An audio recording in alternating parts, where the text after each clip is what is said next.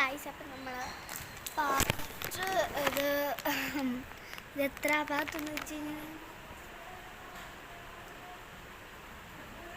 Guys part 9 എൻ്റെ നമ്മൾ വീട്ടിലെത്തി, കുളിച്ചു, ഫുഡൊക്കെ കഴിച്ചു. ഫുഡ് നമ്മൾ വീട്ടിലാപ്പൊരു കഴിച്ച. അപ്പോൾ നമ്മുടെ അവിടെ തന്നെ ഫ്ലവർ ഷോ ഒക്കെ കഴിഞ്ഞ് ഞങ്ങൾ അകത്തോട്ട് പോയപ്പോൾ അതിൻ്റെ വീഡിയോ തന്നെ ഇടാം ഗൈസ്. പാർട്ട് 8 ആയിട്ട് ഇടാം. ഇത് പാർട്ട് 9 ആണ്.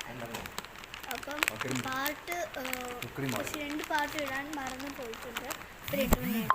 ഞാൻ ഇങ്ങനെ ഫ്ലവർ ഷോ കഴിഞ്ഞിട്ട് ഇങ്ങനെ അകത്തോട്ട് ഇങ്ങനെ നടക്കുമ്പം എക്സിറ്റ് കണ്ടുപിടിക്കണമെങ്കിൽ ആ കടകളൊക്കെ താണ്ടി പോകണം. അങ്ങനെ കടകളൊക്കെ താണ്ടിപ്പോയിട്ട് കിട്ടിയത് 2-3 കടകൾ നമുക്ക് പറ്റിയ കടകളുള്ളൂ. അപ്പോൾ നമുക്ക് പറ്റിയ കടകൾ അതിനകത്തുനിന്ന് ഒരു കടയാണ് ബ്ലോ പെന്നിൻ്റെ കട. ബ്ലോ പെൻ ഞങ്ങൾ വാങ്ങിച്ചിട്ടുണ്ട്.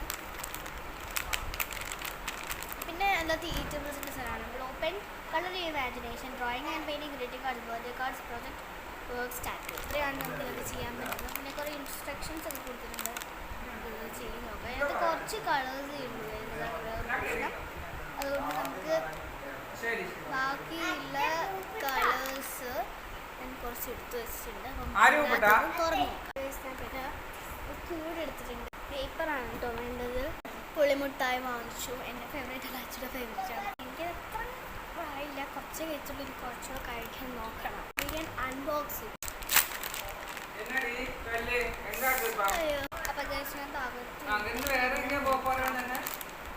അപ്പം നമുക്ക് ഇതിനകത്ത് എന്തൊക്കെ ഉണ്ടെന്ന് നോക്കണ്ടേ? അപ്പം തുറന്ന് കഴിഞ്ഞിട്ടുണ്ട്.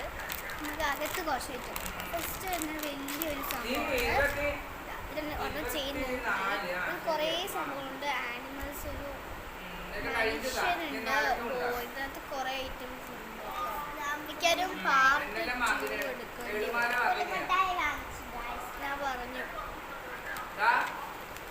പൂച്ച, കൊട്ട വരും, സണ്ണ്, മയിൽ, അങ്ങനെ കുറേ സംഭവങ്ങളുണ്ട്. അതൊക്കെ എടുത്തോട്ടെ.